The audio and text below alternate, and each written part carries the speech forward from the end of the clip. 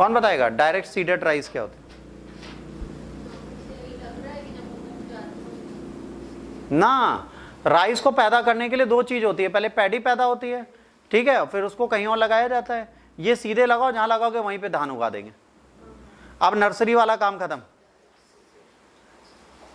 तो एक बहुत अच्छी चीज है, समय बचा, लेदर के जूते बचे और पनिया सांप की गुदगुदी बची। अगर आप कभी धान की खेती में जाएं तो छोटे छोटे धान के पौधे होते हैं, वो पानी में होते हैं, उसमें होते पनिया सांप। कभी आप उसमें उतरिए, बढ़िया गुदगुदी मचाएंगे पैरों में, और काट भी लेते हैं, जहर होता नहीं उनके अंदर, मजा आती है। कहते भाई इधर भी काटो, खुजली हो रही है। नहीं कटवाया कभी पनिया सांप से खुद?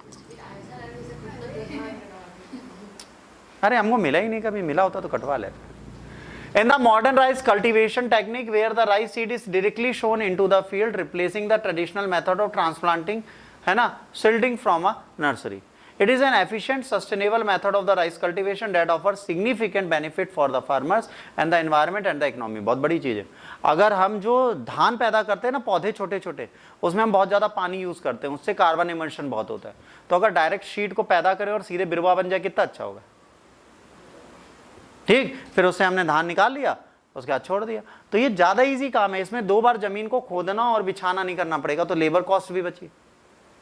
और क्या बचा, लेबर सेटिस्फैक्ट्री जब हो गए तो धान सस्ते हो गए। अब वो पता लगे खाने में कैसे होंगे ये नहीं पता मैं, बट दैट वी डिड। ठीक, about herbicide tolerant basmati rice, ICAR commercialise non genetically modified non GM HT basmati rice, ये याद रख।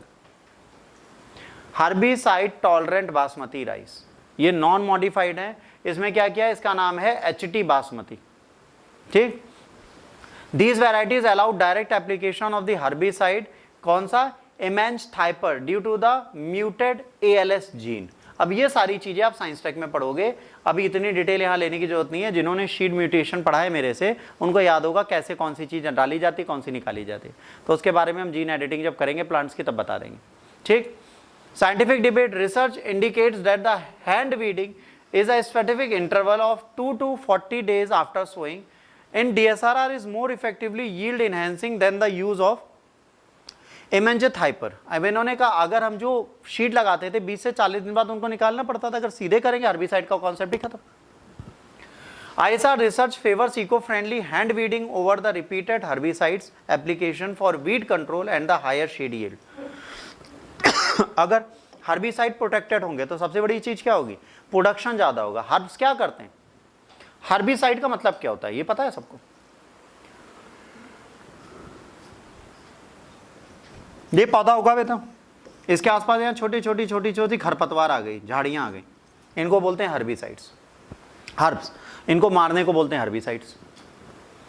तो हर्बिसाइड हम छिड़कते हैं धाड़ धाड़ धाड़, तो उससे क्या होता है, पेड़ को भी नुकसान होता है, पौधों को भी नुकसान होता है। तो अगर पौधे के अंदर ही कोई ऐसा जीन डाल दिया जाए कि जैसे पौधे उगे, पेड़ का अच्छा तुम आए, रुको एक लात मारे वो बह जाए या मर जाए, तो हर्बिसाइड मतलब उस शीड के अंदर कोई ऐसा बैक्टीरिया डाल देना जो उन हर्ब्स को उगने ही ना दे उसके। ठीक, वीड डाइवर्सिटी एंड रिस्क, अगर ये चीजें हम करते हैं तो प्रॉब्लम क्या होगी, जो हमारी ओरिजिनल वीड्स हैं उनकी लाइफ खत्म हो जाएगी। जैसे विश्व में 60 ऐसी शीड हैं जिससे पूरी दुनिया खाना चलता है, अगर उनको हम पूरी तरह म्यूट कर दें और उनको चेंज कर करके उनका जीन अल्टर कर दें तो शायद आपको ओरिजिनल बैगन, ओरिजिनल आलू कभी मिलेगा ही नहीं। जिंदगी का गाना होगा, आलू का चालू बेटा कहाँ गए थे, किसके यहाँ छोड़े थे, बैगन के झोपड़े में सो रहे थे, फिर बैगन ने लात मारी रो रहे थे, फिर किसने प्यार किया, लेडी आलू ने प्यार किया, हंस रहे थे। चलो, नॉर्थ वेस्टर्न प्लेन्स जैसे पंजाब हरियाणा, यहां पर ये डायरेक्ट सीडिंग बहुत इंपॉर्टेंट है, क्यों, यहां पानी कम है। आज की डेट में जमीन की डिमांड में अगर आप देखें, हरियाणा पंजाब पहले है जहां पर ग्राउंड सोइंग के लिए ग्राउंड वाटर लेवल बहुत नीचे जा चुका है, तो उनके लिए बहुत अच्छा हो जाएगा। ठीक है, green revolution promoted water intensive transplantation, अब इसको हम हटाने की कोशिश कर रहे हैं। हम क्या कर रहे हैं, वाटर कम यूज। और क्या कर रहे हैं राइस के लिए, राइस को हम सलाइन वाटर में पैदा कर रहे हैं, समुद्री पानी में पैदा करने के तरीके ढूंढ रहे हैं। ठीक है, तो राइस बहुत हेल्दी हो जाएगा, सुंदर हो जाएगा। You need not to put namak in that, you have the natural namak वाला राइस। देखिए चैलेंजेस हैं, बिल्कुल मानते हैं, बट फूड सिक्योरिटी के लिए आपको ये करना पड़ेगा। अगर आप फूड सिक्योरिटी नहीं चाहते तो बात अलग है, अगर चाहते हैं तो आपको चेंजेस चाहिए। चावल, अरे यार स्किन केयर में बहुत कुछ आता है, भेड़ की छाल निकालो उससे रगड़ो, फेशियल हो जाएगा। माड़ मत यूज करो, साबूदाना खाती वो भी तो पॉलिश होती है, व्रत में भी खाते हैं हम लोग।